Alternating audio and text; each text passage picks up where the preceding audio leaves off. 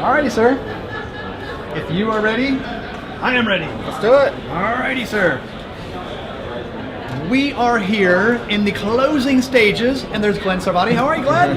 Look at that. A video bomb. Yeah, there you go. By Glenn Sarvati. But anyway, we are here with Mr. Tyler Dowd from BCU. How are you, Tyler? Wonderful. Good, Enjoying good. the conference. Yeah. We're here at the 2019 Technology Council and Operations and Member Experience Council Conference. So, how's it going for you so far? It's been wonderful. I've been here the last several days. Obviously, great networking throughout the Keynote community, and had the opportunity to speak earlier today. So it's been a lot of fun. Yeah, I bet. So let's talk about what you talked about earlier today.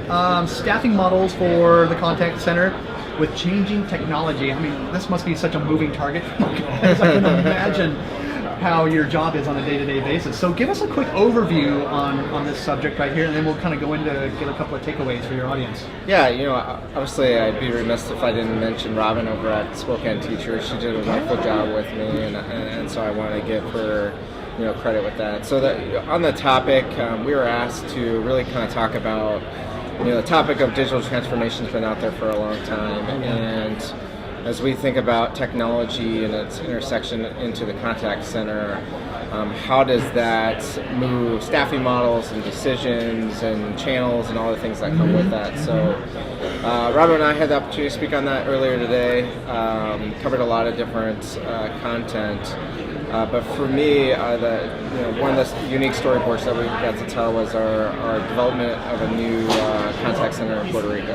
Okay. Yeah. You want to go into a little bit more details on that one? Because that sounds pretty interesting. Yeah, sure. So, the 6 year period prior to 2018 in the contact center, for us, we had grown by 29%. In total workload on average year over year, and that was mainly driven by BCU's membership growth. And as we were going into 2018, our membership growth for 18 and 19 and moving forward for the next 5 years is 10 to 20% membership year over year. That's phenomenal. And so the challenge from our executive leadership team, frankly, to myself and our group was, well, how do you scale the contact center without matching that same growth rate in our membership? Yeah, and so for us, first and foremost, it's a great challenge. I certainly don't have all the answers for what we do day to day, and so I look to my network. I talk to other credit unions. I talk to partners to say, hey, certainly BCU has a rapid growth rate, but others do too. So what are other credit unions doing? And so did some benchmarking. Ultimately, with that challenge, the recommendation I wanted to come back with, I wanted to have be dynamic. I wanted us to address, some financial agility, perhaps some business continuity, perhaps how do we extend our internal resources even further to our membership, and so that all kind of led to a decision around a couple options. One, it's do we extend and further our partnership with PSCU as our outsourcing partner? Do we invest internally, or do we take more of a hybrid approach? We made the decision to obviously invest internally in a new site at Puerto Rico. Okay. In late 2017, we launched that initiative with the 2018 challenge. We started with 2 FTE, Mike. We're up to 24, 25 today. Goodness. And the results of that has been wonderful. We're able to scale to our membership growth. We're still maintaining really strong abandon rates and ASA in the traditional KPIs, but more importantly, we're seeing an increase in our NPS and our member sentiment scores. We've achieved the financial agility that we were looking for. And then some unique stories that I had the opportunity to tell within the session today was around BCP with that decision. So, quickly on that, the polar vortex, for example, last year that hit the whole country.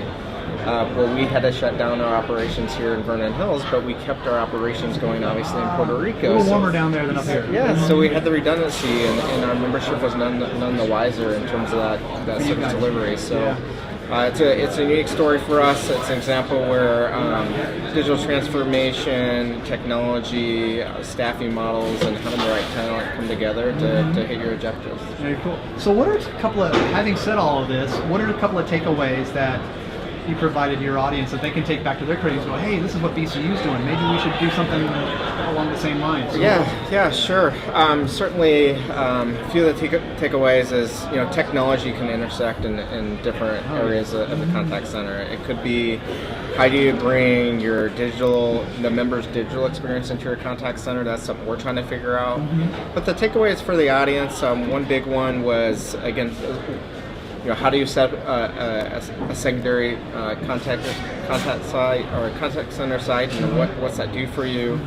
Another one that we highlighted was speech analytics and AI, and we've deployed that as well at BCU with a partner called Tether. We've had that in place. Yep.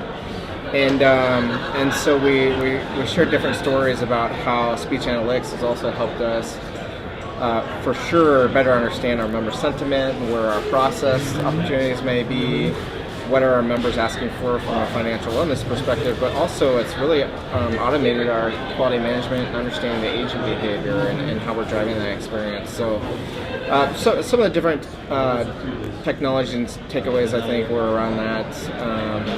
Certainly in terms of video banking is another topic that we talked about as well. So lots of intersections, lots of takeaways that were shared, but those were a few of the highlights. I'm a little partial to video banking for obvious reasons, but I'd like to see that to take off a little bit more than it has been. So but it's I think it's on the runway. It's getting ready to really explode. So good stuff. So why is this stuff so important to credit unions today? What does it mean to them today? Yeah, I mean, credit unions, we heard even in the conference today, there's 3 different models in terms of how credit unions are running their branch networks. Some of them are 100% digital, some of them are hybrid, and some of them are continue to build their brick and mortar. And as we just mentioned, video banking is a huge part of some of those models, right? If you're a 100% digital credit union, right, you're going to be looking at your contact center to really power your brand and power that kind of face of the credit union versus for BCU as a hybrid model. The intersection of the technology and our staffing model is really important. As I mentioned, we have video banking deployed both in the digital space and the branch space. And so we're certainly really excited about technology, its intersection into the contact center, but ultimately how's that technology translate to our member experience and where we're trying to go digitally with our digital strategy. That's the bottom line. Is you want that member experience to be flawless if you can, and be memorable as well, so they can pass the word on to neighbors and friends and things like that. And we saw a little bit of video banking in, I hate to get off on the video banking tangent here, but this is something that you guys are dealing with, so in your contact center. But we saw a couple of video bankings in the speed house, and I thought those were very impressive as well. So pretty cool. Yeah, we took that on about 2 years ago. We have a partner that's really helped us kind of understand and take that crawl step into the space, and certainly there's some software providers today that seem to really have a really good product as other credit unions consider that. It's only going to get better and better. All this stuff is only going to get better and better. So, and you guys are right there in the mix. So congratulations. So, thank you. Good stuff. Anything else to add here? No. Thank you, obviously, on behalf of BCU for having me on. Mike, we love the partnership and really the opportunity that CUBROadcast has given us. So thank you very much. Oh, you're welcome. Great message to end on. Tyler, thank you so much. Thank you. Tyler Dowd, everybody from BCU, doing some good stuff in the contact center. Thanks. Good job. And that is it. Well done, sir. Thank you.